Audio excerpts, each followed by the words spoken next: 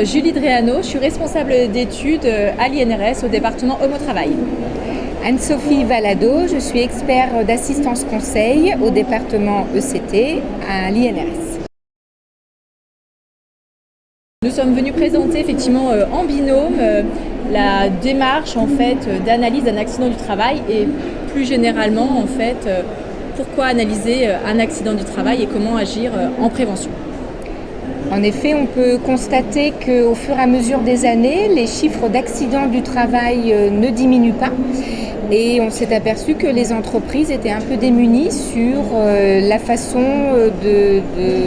mener des actions suite à l'accident du travail, comment l'analyser et en tirer des enseignements. Donc on leur a proposé une démarche. On propose une démarche en 7 grandes étapes. Qui vont de la déclaration de l'accident du travail en passant par la constitution d'un groupe d'analyse, la collecte des informations, l'analyse ensuite bien sûr des causes de l'accident, pour ensuite avoir les actions correctives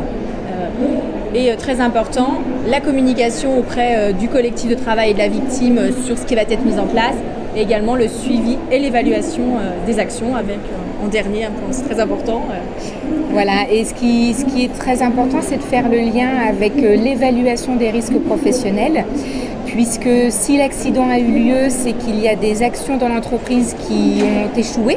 ou des dysfonctionnements qui n'avaient pas été identifiés ou inconnus, ou des mesures inefficaces. Donc il est important pour l'entreprise de tirer des enseignements de cet accident pour pouvoir agir à la correction des événements qui ont amené cet accident et à la prévention d'événements futurs.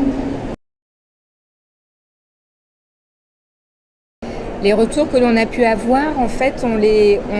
les a observés à travers le nombre de téléchargements qu'il y a pu y avoir sur cette brochure qui vient de paraître sur l'analyse des accidents du travail, mais également sur l'utilisation d'un outil qui est proposé en ligne sur le site de l'INRS pour guider les petites structures sur l'analyse d'un accident du travail et le choix des actions à mettre en œuvre. Et on a quand même des très bons retours des utilisateurs de cet outil et les entreprises qui ont été au bout de la démarche proposée voient quand même un intérêt sur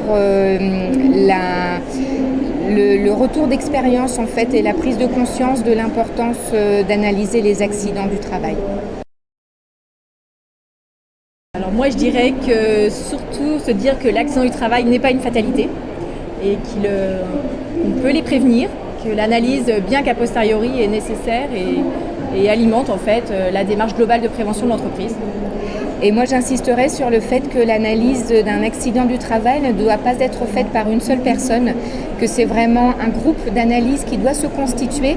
ayant donc pour objectif de trouver le détail des circonstances et des causes profondes qui ont amené à cet accident pour pouvoir justement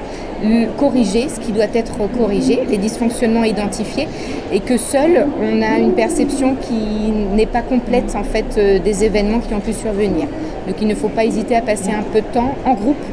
pour analyser les accidents du travail sans chercher de responsabilité.